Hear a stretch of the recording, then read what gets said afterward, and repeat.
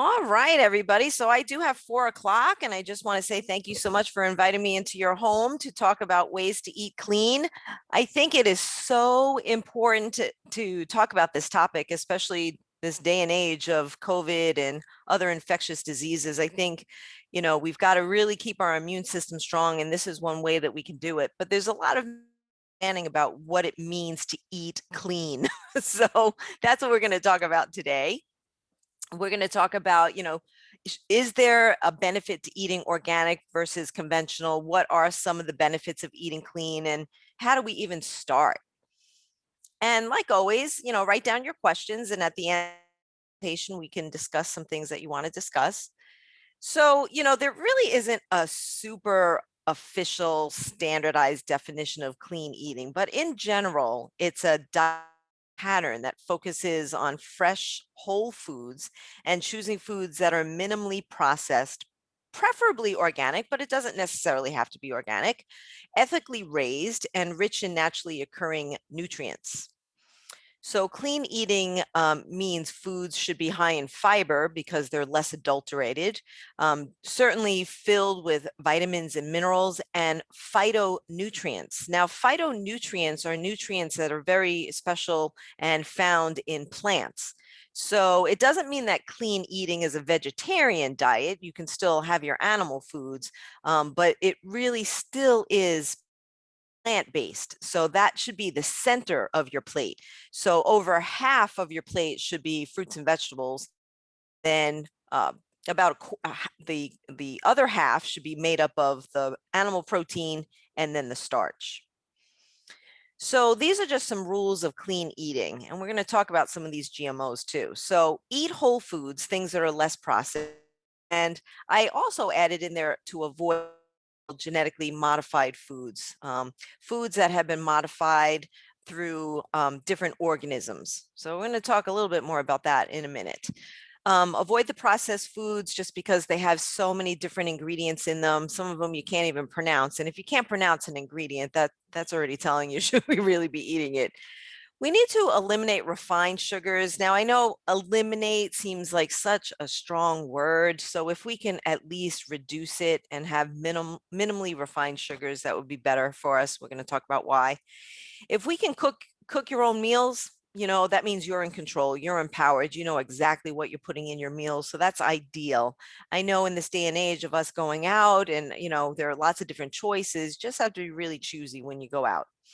You need to balance your meals with the macros, the carbs, the protein, and the fat. Now, with all these different fad diets out there, like the keto diet, which is super high in fat, or the Atkins diet, or the paleo diet, which is higher in protein, it seems like carbohydrates get such a bad rap.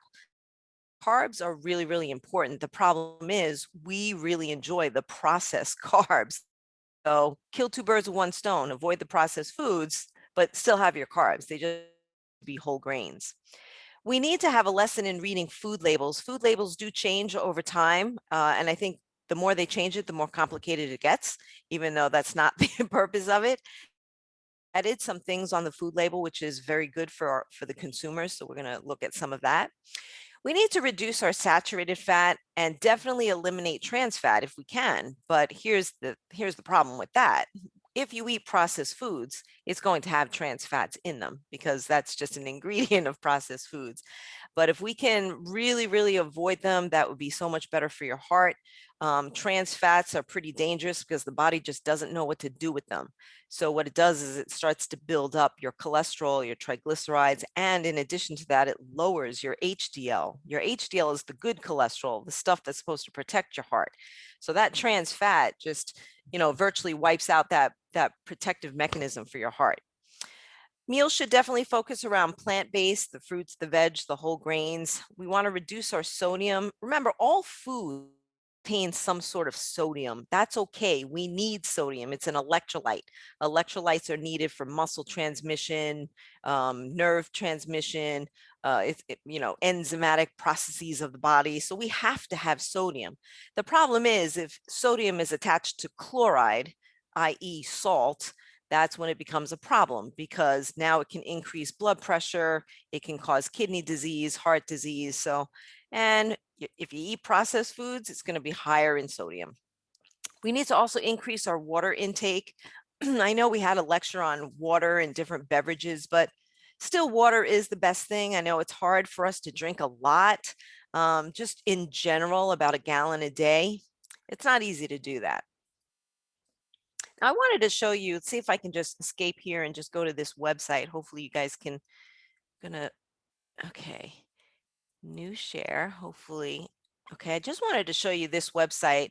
If you guys get bored and you're just playing around on the computer, I want you to get to this website. It's the NonGMO Project. It's a really great place to start to look at what are we actually eating.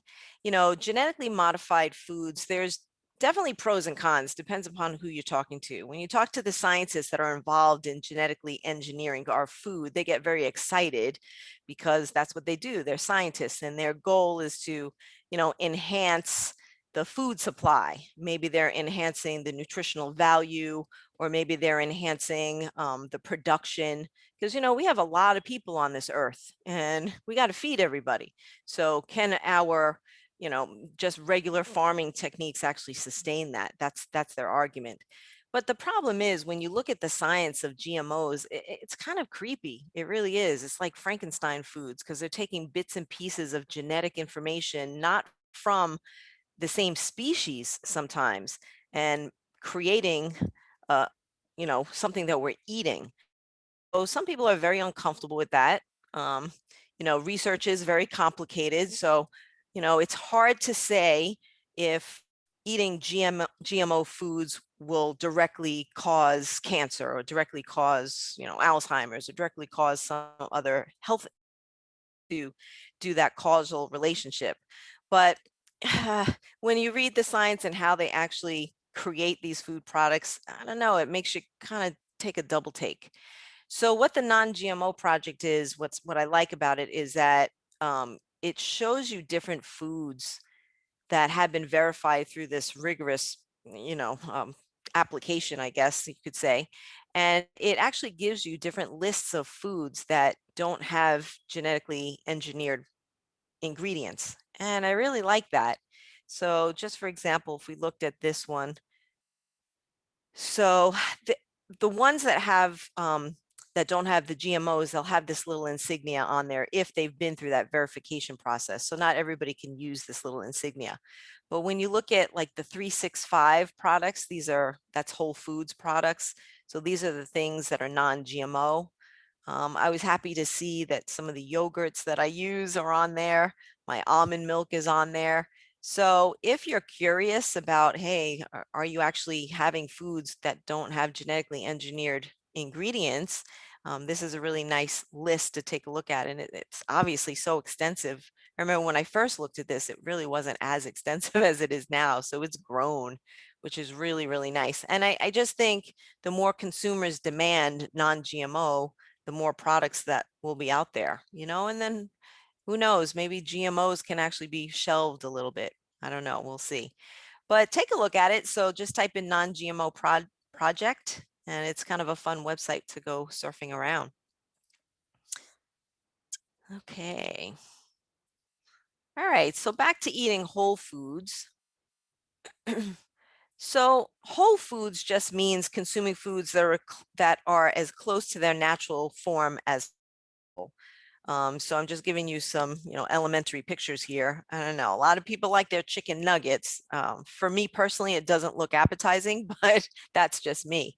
So if we can have, non-antibiotic raised free range chickens, that would be great. And that would be more of a wholesome product, eating clean, doesn't have hormones, doesn't have growth hormones or antibiotics. It's free range, so we're kinder to the animal. And this just, to me, looks so much more appetizing. I just, as a nutritionist, I just look at food differently. I choose foods.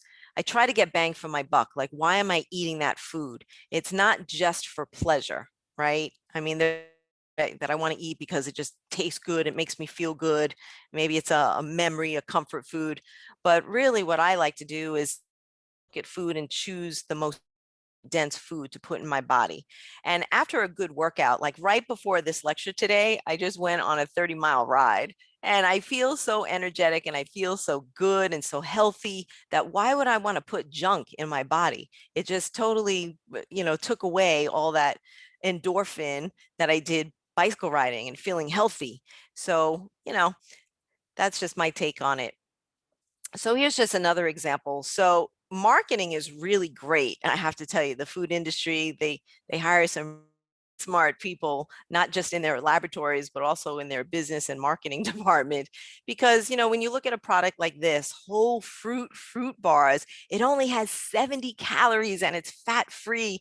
And, we get so excited because the picture looks so beautiful. So, why this over strawberries? Well, I probably wouldn't. But when you look at a product like this, it looks refreshing, it's fat free, it's only got 70 calories. Well, let's delve a little bit deeper. Oh, and look at that, it's non-GMO. Okay, so that's good.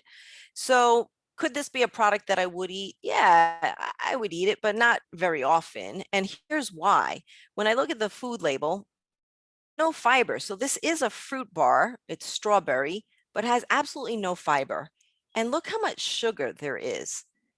18 grams, 17 grams of sugar. So a total of 18 grams of carbohydrate. That's a lot, especially since we really should be reducing our sugar. So I would rather have 1 cup of strawberries, which only gives me 7 grams of sugar. So I like that a lot better. And look at this, I'm also going to get fiber.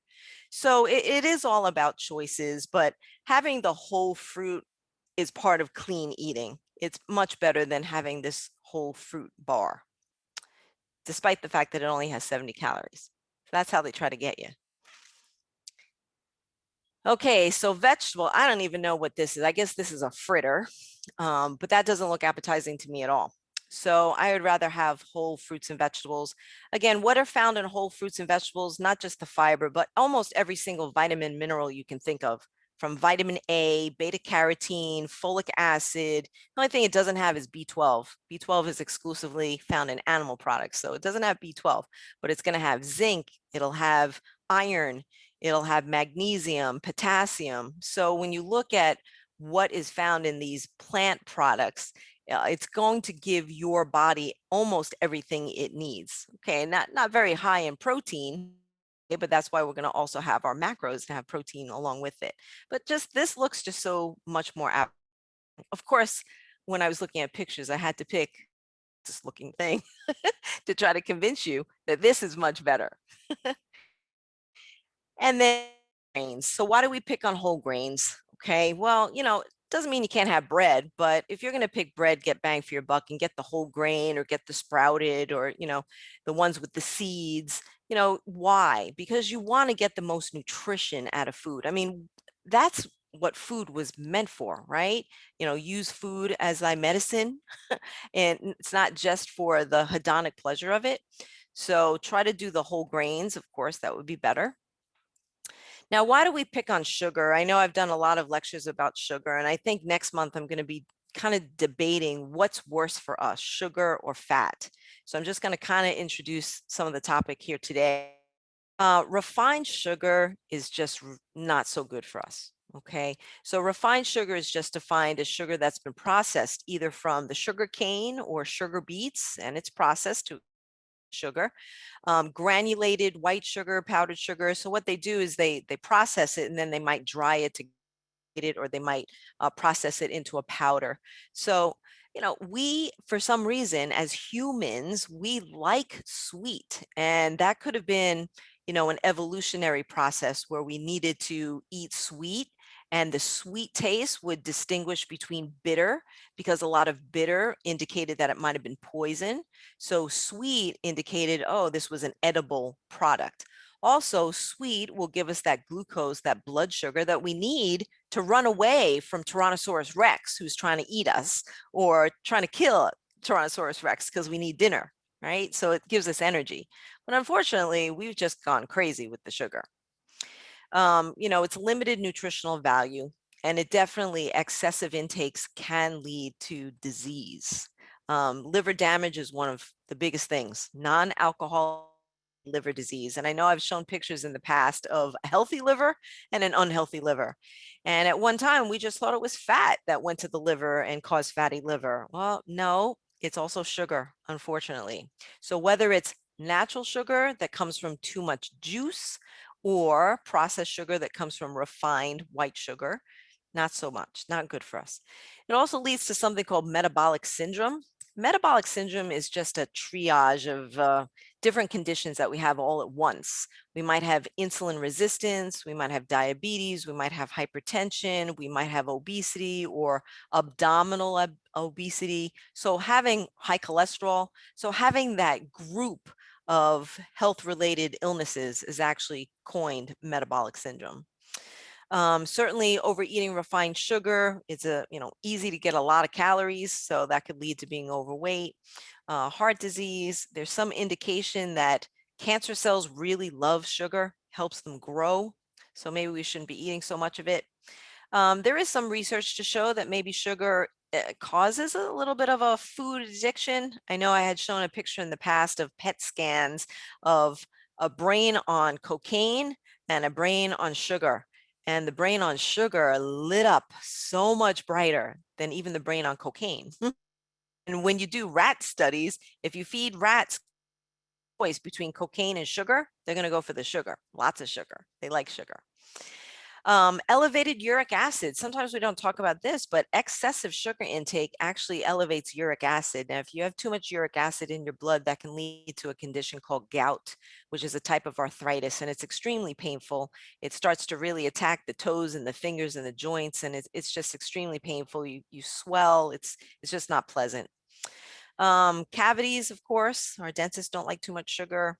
Alzheimer's and dementia, there's some research to show that. This is interesting. Sugar actually suppresses the immune system.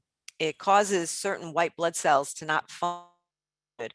The biggest part of our immune system are called the macrophages. Those are the white blood cells that just scavenge around the whole body looking for the disease, looking for the bacteria and the virus. And as soon as it finds it, it engulfs, eats it, and then sends different messages to the rest of the body.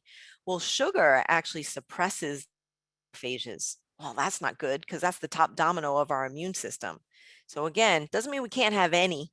Okay, we can still have some sugar, hopefully in the natural form like found in fruit or some sugar that's found in vegetables. But again, we're talking about excessive refined sugar. Vitamin and mineral deficiency, I've actually seen that. GI distress, there are a lot of people that actually eat sugar that can't really tolerate sugar, and they wonder why they have, you know, gas and bloating and diarrhea and irritable bowel syndrome. Well, guess what? It might be the sugar.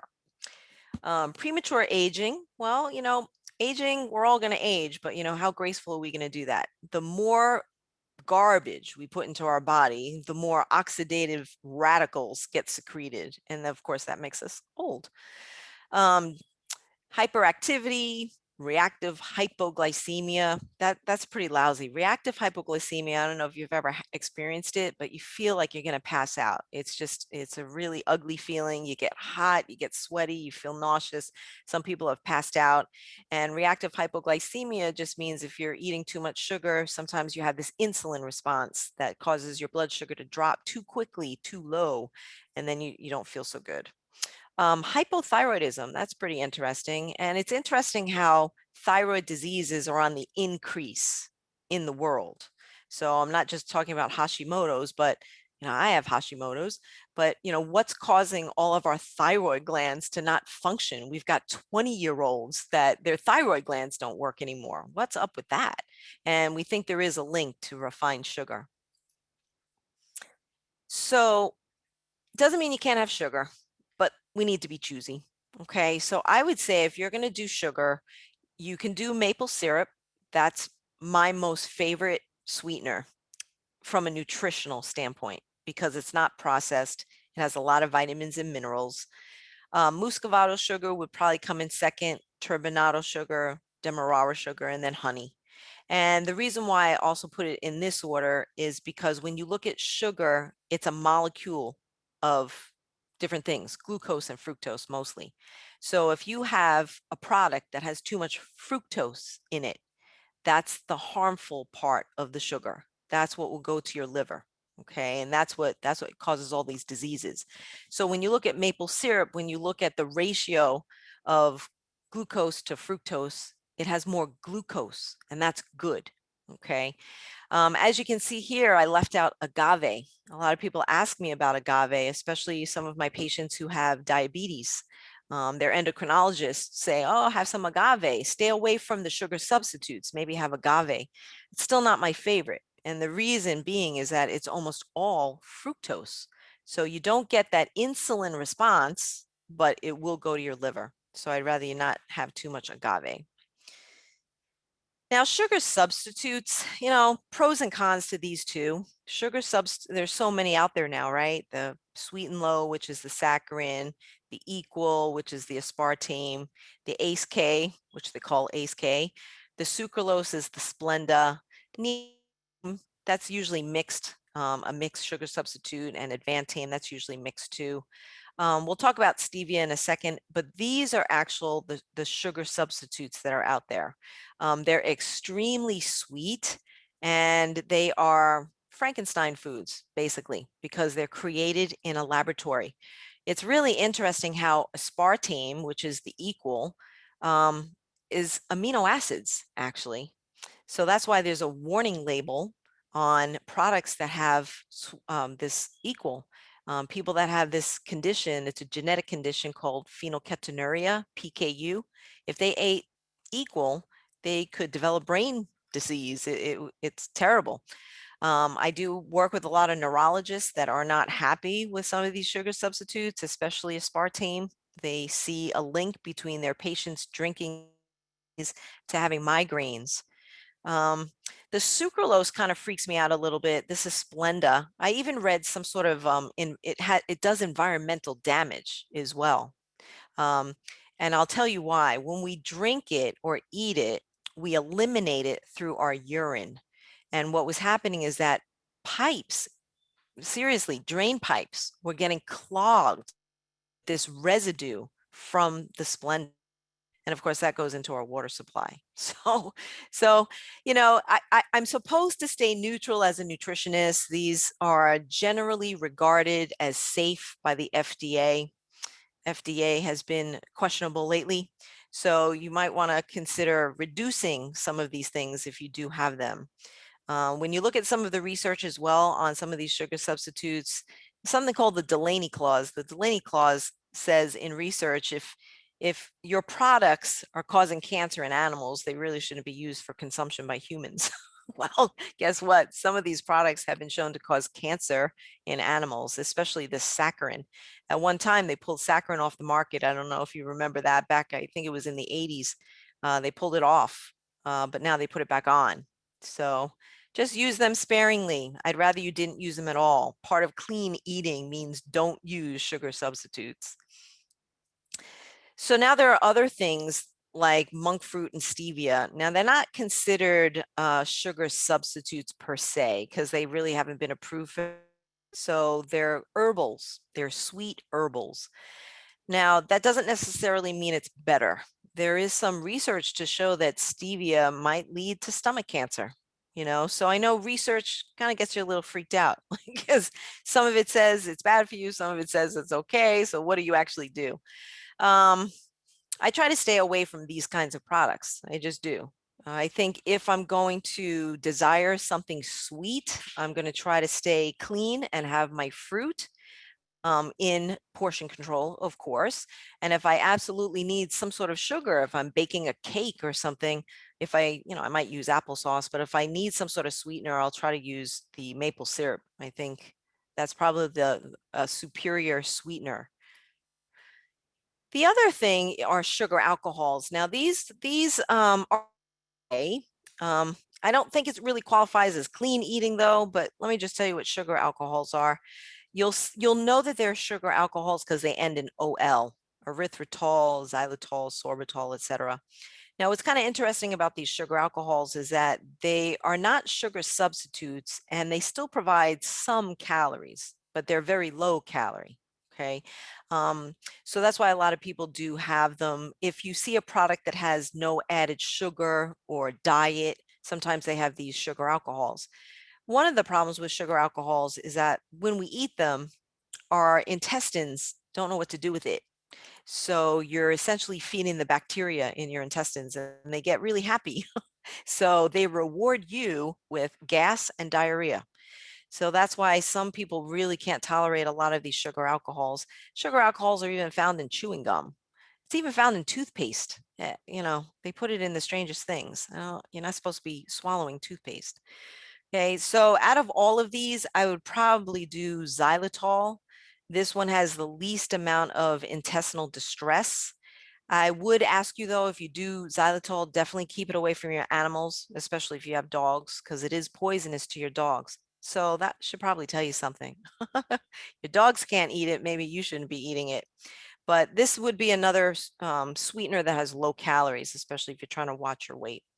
Now, what makes them kind of unique is that even though they're processed in a laboratory, they are extracts of natural ingredients, like grapes and tree bark, believe it or not, grass. So they do extract these from different plant products. All right, so the food label, I'm really glad they changed the food label to include something called added. So you as the consumer now can read the food label to control how much sugar you're having. So at one time it just said total sugar. Okay. But now it's telling you, well, how much of that total sugar was actually added. So now whatever this product is, 23 grams of added sugar in this product. So you have to kind of think, oh, okay, 25 grams in total, but 23 was added. Do I really need to eat that? 27 grams total carbohydrate. So you can tell that this is a highly processed product, whatever it is. And just remember that sugar is not just called sugar. The food industry kind of tricks us a little bit. You have to be an educated consumer. They might call it sugar. They might call it dextrose. They might call it, corn syrup. All of these names are for sugar. So the way you would find that is, of course, in the ingredient list. And remember, when you read a food label and you read the ingredients, it's going to list them from most to least. So if you've got sugar in the first 5 ingredients, what's that telling you? It's telling you the bulk of that product is sugar, right? So maybe you should keep sugar as one of the last ingredients. And that's just another, look at all these names. Can't they just call it sugar? It gets crazy.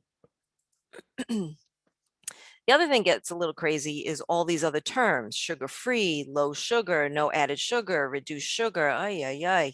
Okay, so sugar-free just means that it has less than 0.5 grams of sugar per reference amount. Low sugar, that's just a made up term. That's just marketing. Reduced sugar just means that the product that you're having has 25 less sugar than the reference amount or the full amount. And then no added sugar or without added sugars just means that no sugar or sugar containing ingredient is added during the processing of that product. So just when you thought you weren't confused enough, they have to throw these labels on there. And remember, a lot of this is because of marketing. They want to sell you the product. All right, so let's just take a look at this food label. So ingredients with added sugars, this is just showing different added sugars. So what are they adding? They're not just adding white sugar. They might be adding corn syrup, or they might be adding, rice sugar or fruit juice concentrates. Okay, so those are what the added sugars are. So here's the ingredients. I don't know what product this is, but non-fat milk, cream, cane sugars is probably some sort of, I don't know, chocolate milk maybe. So 2/3 of a cup, total fat is 20. Wow. Saturated fat is 13. Wow, that's pretty high. So from a fat perspective, that's pretty high, and only 2/3 of a cup. Trans fat, 0.5 grams. So that's relatively low. 0 is better. Total carbohydrate, 38 grams. And when you look at that, 31 grams of that is sugar. Wow. And 23 grams of added sugar. Yeah, this is probably a chocolate milk. That's what I would probably call this, or some sort of chocolate ice cream or something like that. So would this be the most ideal product? Most likely not. I mean, if you decided, hey, you want this because you want some dessert, maybe cutting it back to less than 2/3 of a cup. And then you might say, well, why bother? What am I having? A tablespoon? Or make up the difference somewhere in the day. Maybe don't have your orange juice that day because that 8-ounce glass of orange juice is giving you another 15 grams of sugar. So it really is kind of a trade-off.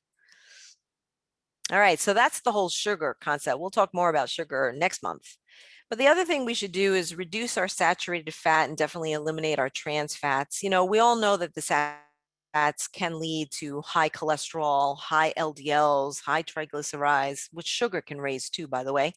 And that all leads to atherosclerosis, which can lead to heart disease. And you know what? In the United States, heart disease is still the #1 killer of Americans. So even with all of this knowledge, something's going on. We're not doing something right, right? Trans fats, like I said, is even worse for us because not only does it raise the whole lipid profile, but it's going to lower the good HDL. That's what you do want to be high because that's what protects your heart. So you just get that double whammy. And, you know, this is something that we learned over time. You know, I remember being a clinical dietitian in the hospital way back when, you know, when I first started out in dietetics, and I'd be in the hospital and I'd have to go see my patients that just had, you know, a heart attack, and they might have had like a coronary bypass or something like that. And I had to educate them on a heart healthy diet. So I remember saying to them, okay, you can't have butter. You have to have margarine now. Okay, well, what is margarine? Margarine is essentially all trans fats because they take oil like soybean oil or corn oil, and they make it hard, and they're making it hard in the laboratory by creating those molecules to be trans. It's the way that they're shaped. And unfortunately, the body can't recognize trans fats to digest them. So that's what causes a lot of the damage. So see how like the science in the beginning, we thought we knew, and then more science comes out and we realize, oh my goodness, I guess we didn't know. So we have to change our recommendations. So I'm not telling my heart patients to eat a whole bunch of butter either. So what I'm going to do is give them a choice to have something called a spread. The spreads are more heart healthy, especially the ones that are made with heart healthy ingredients like sterols and plant sterols and things like that. So there are other choices. All right, so that's what this is all talking about. And again, we'll go through this again next month, but monounsaturated fats are the healthiest for us that we know, like the olive oils, the avocado, the fatty fish. We like those, the nuts and the seeds. These are the good fats that protect our heart, lower blood pressure, good for our joints. So there's just a lot of good stuff coming from these fats. And remember, we have to have fat. You can't go on a zero fat diet. Just the problem is we eat too much fat, and we're eating too much of the bad fat, the saturated fat, hydrogenated fats. Okay, so if you're trying to eat clean, that means getting rid of a big part of this. Okay. All right, so how much fat are we supposed to have? Well, if you look at all the different guidelines that are out there, which the guidelines are questionable, but still it's good research, it is, but the guidelines do change every 5 years. All right, so that's a good thing too, because more research comes out. So according to the dietary guidelines for Americans, total fat intake can contain up to 35% of your total calories per day. Now, for those of us that are following the keto diet, you are blowing that because the keto diet is 70 to 80% fat. So it's questionable from the science if we should actually be doing that. Okay, so just be careful if you are on the keto diet. It should be very short term. And it was really created for kids that had epilepsy that weren't responding to medications. Now, there is some research going into the keto diet for weight loss purposes, but the jury is still out on that. So just be careful if you're following high fat diets. Now, there was this French paradox where our French cohorts, they were having their butter and they're having, you know, their really good French food, their cream, and yet they weren't dying of heart attacks. And that's where that whole, oh, well, they were drinking red wine, so maybe the red wine was protecting their heart. So that kind of epidemiological research might not apply to the Americans over here, because in France, they're also doing a lot of walking to work and they're taking their bicycle to work. So their lifestyle is a bit different than ours. So saturated fat, the American Heart Association says if you've had a heart attack, to try to keep your saturated fat to about 10%. That's not easy to do if you like your meat. So it really does show that Saturated fat is not good for our heart. We can actually reverse heart disease, but it's a very strict diet. It really is a type of vegetarian diet. So it just means, hey, look, if you don't want to be a vegetarian, just be smart and choose the very lean proteins, right? That's why we're always telling you, have the turkey, have the chicken. Those are very low in saturated fat. If you're going to do red meat, you got to do the expensive stuff. Do the filet mignon. Do the things that are called sirloin, okay? The sirloins have less fat. Okay, so you just have to be choosy. It doesn't mean you have to become a vegetarian. This is just an example.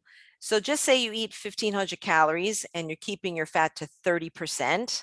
That would mean you only get about 50 grams of fat per day. So if you saw from that other food label, that ice cream or whatever it was, you know, half of that dessert, only 2/3 of a cup, whatever it was, already gave you half of your fat for the day. So you can imagine things add up really quickly. This is a food diary of one of my clients. She said that I could actually show it, and I think I've showed it in the past. She eats pretty healthy, she really does. But we noticed that she was eating way too much fat. I mean, look at this is just one meal. She was having a salad. The salad, I broke up what was in it. So in her salad, she had some tomatoes, she had some broccoli, she had some avocado. She just used the olive oil and vinegar, and then she had some canned salmon on there and some onions. So when you look at the fat, she was already having 53 grams of fat just from lunch. So my point in this is it adds up fast. So if you really are serious about your diet, you got to look at your diet, but not just look at it. You have to track your diet. And in order to do that, you have to use these apps like MyFitnessPal. There are so many different ones out there that are really fun to use. And it's really nice to use it because you can look at trends. This was just one day and one meal, you know, so maybe the rest of the week she was doing great. But it's really a good way to evaluate what you're doing to make meaningful changes. So what we did for her is we just reduced some of the avocado, we reduced some of the salmon, we reduced some of the olive oil. So I just, and not so much where she would notice. So we reduced it to 1 tablespoon of olive oil, if I recall. She had even less of the avocado, and we moved to about 4 ounces of salmon. So that really significantly cut the fat. Okay, so we didn't have to make so dramatic changes. She still enjoyed her salad. Okay, so replacing saturated fat with the unsaturated fat can certainly reduce your cardiovascular risk. That would be a good thing. So all of these things that I put on here are foods that are good for our heart. So you might as well, again, get bang for your buck. If you're going to eat fat, you might as well eat the good fat, the stuff that's good for our heart. So that would mean nuts, seeds, whole grains, soy, if you do eat soy, or tofu, legumes, which are the beans and the pulses like the lentils, seaweed, I'm always pushing that. You might want to try it. Green leafy vegetables, fish and shellfish. All right, now on to sodium. So yeah, we eat too much sodium. We do need it, of course, but we do have too much of it. American Heart Association recommends no more than 2,300 milligrams, and that's only if you don't have high blood pressure. If you have high blood pressure, certainly if you're on treatment for high blood pressure, you're taking meds for it, you really need to keep your sodium to no more than 1,500 milligrams. So it takes a bit of getting used to, especially if you like that bold, salty taste in your food. So in that case, what I would say is try different spices that are bold, that can tempt your tongue in a different way. 1,200 to 1,500 milligrams if you're being treated for high blood pressure. So on the average, we're eating about 3,400 milligrams of sodium a day, which is astronomical. I mean, think about it. A can of soup can have 1,500 milligrams. So, you know, in that case, maybe you need to do the low sodium soup. Okay. And again, with the salt shaker, just to give you a reference, 1/4 of a teaspoon of salt, 575 milligrams of sodium, half a teaspoon over 1,100, 3/4 over 1,700, 1 teaspoon, 2,300 milligrams of sodium. So it adds up really quickly. All right, so back to those darn food labels, right? So now we've got sodium free, very low sodium, reduced sodium, light, blah, blah, blah. Okay, so if you're doing products where your goal is to reduce sodium, then try to do reduced sodium. Okay, that's going to have 25% less sodium. It does have some in it, so it'll have some flavor, but at least you're reducing it. Sodium free would be even better, but I have to tell you, it's pretty tasteless, and we also eat for pleasure. So in that case, if you're going to do a sodium free product, have a love affair of herbs and spices that don't have sodium in it, and then you can boost up the flavor that way. All right, let's move on to organic because there are a lot of questions about organic. Is that part of clean eating? And do I have to? I want to eat clean, but I can't really afford organic, or I can't find a lot of products that are organic. So what do I do? So organic now, it does have a standardized definition by the USDA. Organic farmers or products that have organics, they're grown in a way where they don't use a lot of synthetic fertilizers, especially the ones that have petroleum based in it, which is not good, not just for the human body, but not good for the environment either. They use very little pesticides and herbicides, or they're going to use more natural farming. Like here on my property here, I like to do a lot of gardening, and I always have to battle the bugs, but I just won't spray my trees. I just won't, because I'm thinking to myself, great, yeah, I'll spray my mango tree and get rid of the bugs, but now I'm going to be eating all that pesticide. I just don't want to do it. So I'd rather do something natural. So what I do is I get on YouTube and I look up different things, and, just creating a natural pesticide using oil or vinegar or cloves or things to keep the bugs away. That's like organic farming. Okay, I'm not an organic farmer, but I'd rather use things like that. Same thing with herbicides, fungicides, all of these things. What I do like about organic is that if you're eating 100% organic product, that it doesn't have any genetically modified ingredients. And I like that because GMOs scare me a little bit. And they don't use those synthetic substances like antibiotics and growth hormones. Chickens that are organic look like real chickens. They don't look adulterated like mini turkey. There's something wrong with a chicken breast that's the size of a turkey breast. That just doesn't happen in nature. That just doesn't seem right, right? So just think about what you might be eating. Now, when you look at different food labels, 100% organic has this label. So that's telling you that that entire product is 100% organic. If you just see a label that says organic, that means that there might be some adulterated products in there because it's only 95% organic. And then if it says made with organic ingredients, again, that's just a marketing thing just to suck you in. But what it is that at least 70% of organic ingredients, but 30% aren't. And then less than 70% organic ingredients. So to me, these last two are just marketing. They're just trying to catch you with oh, well, you're eating some organic. Well, you know what? If you're going to go for it, go for the whole thing, 100% organic. And remember, what's nice about organic is that the market is driven by us, the consumer. So I think the more we demand organic farming, maybe the prices will come down, right? Supply and demand isn't that the law of economics?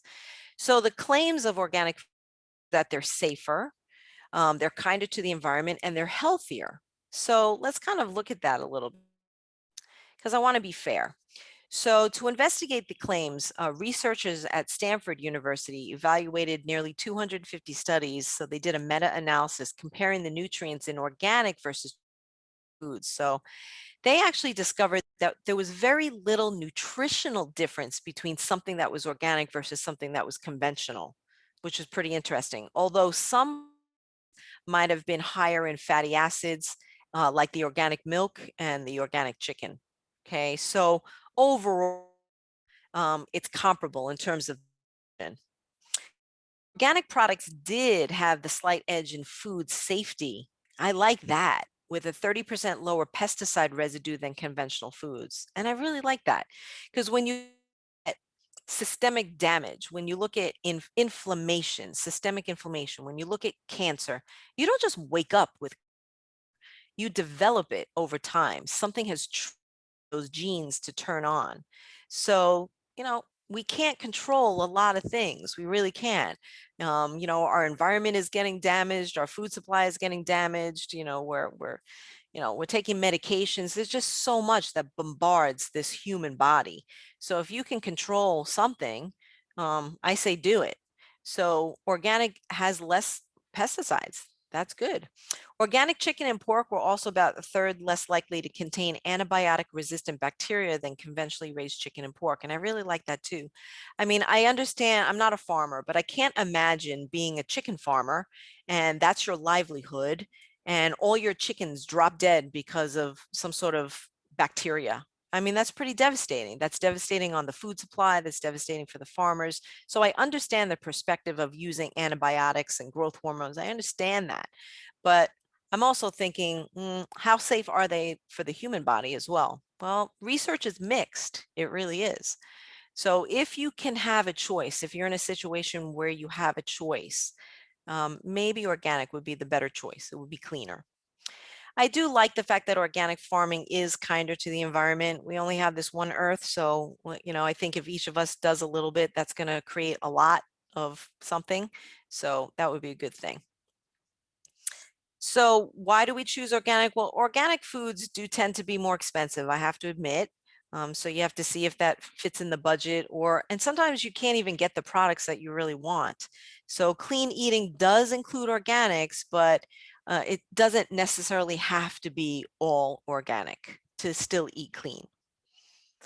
Now, this is pretty neat. Every year, the Environmental Working Group releases something called the Dirty Dozen, and it changes every year. And it's a list of 12 fruits and vegetables with the highest contamination levels. They also have a list saying that it's worth buying these foods organic just because they're so dirty. Okay, and then they also have the Clean 15, and that's a list of fruits and vegetables with the lowest amount of pesticides. So again, it's information that you can use as consumers to make better choices. So I looked up the most current, and this is the Dirty Dozen. Strawberries. How sad is that? Strawberries, Dirty Dozen. Spinach, kale, collard greens, nectarines, apples, grapes, cherries, peaches, pears, bell peppers, celery, and tomatoes. So they're saying that these are the most contaminated with pesticides. So if you have the choice between organic celery and regular celery, maybe if you can, try to do the organic celery, because not only are you helping your body and environment, but you're staying away from the Dirty Dozen. Okay, so this is just another explanation of what we just said. Now, this is the Clean 15. I was very excited because we live in South Florida, so we like our avocados. So I was really happy that the avocado was on the clean list. So avocados, sweet corn, look at this. Now, corn gets a bad rap, it really does. So let me give the heads up. Although it's the Clean 15, meaning that it has less pesticide and residue, unfortunately, corn is one of the highest percentage of GMO products. It's a the crop is just GMO. So it would be better to do organic sweet corn. So now you've got Clean 15 and you have no GMO. Pineapple, I was happy about that. Onions, papaya, sweet peas, eggplant, asparagus. That's good because we eat a lot of asparagus. Broccoli, cabbage, kiwi, cauliflower, mushrooms, honeydew melon, and cantaloupe. So this is our Clean 15, has the least amount of pesticide. So maybe we can go conventional with these, except corn. All right, so that's what this is basically talking about. All right, so here's a clean menu. If you decided, okay, that sounded good, Lil, how do I actually do this? All right. So for breakfast, you're going to have a serving of muesli, and it's going to be organic muesli. What is muesli? Is beautiful because it's whole grains. It's got oatmeal in it. Sometimes it has barley in it. Sometimes it has quinoa in it. Depends on what kind of mixture you get. And so it has dried fruit in it. And maybe you can have some raspberries. Now, I didn't put strawberries just because they were on the Dirty Dozen list. Okay. And then maybe for a snack, instead of having orange juice, you can have one medium organic orange. That's only going to give you about maybe 8 grams of sugar. Okay. And the raspberries are very high in fiber. So even though that has sugar too, that only gives you maybe 7 grams. It's really not that much. And 7 grams per cup.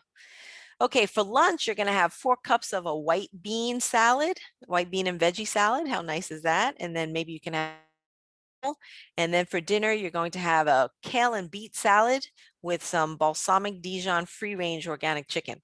That sounds good to me. This sounds like a very clean menu, right? You're picking organic, you're picking clean items. It's whole foods, right? So it's not adulterated, it's not coming out of a box. And hopefully you're using lots of different herbs and spices to make it all jazzed up. All right, so really the conclusion of today's lecture is we can all do a better job at eating clean, even if you can't do it every day. Just focus on your plants, focus on whole foods. Definitely include your animal proteins. You know, you don't have to become a vegetarian, but be choosy about that. If you can do free range and organic, that would be even better. If you can do grass-fed, that would be better. And of course, that means it's humanely treated too. So that's always good for the karma.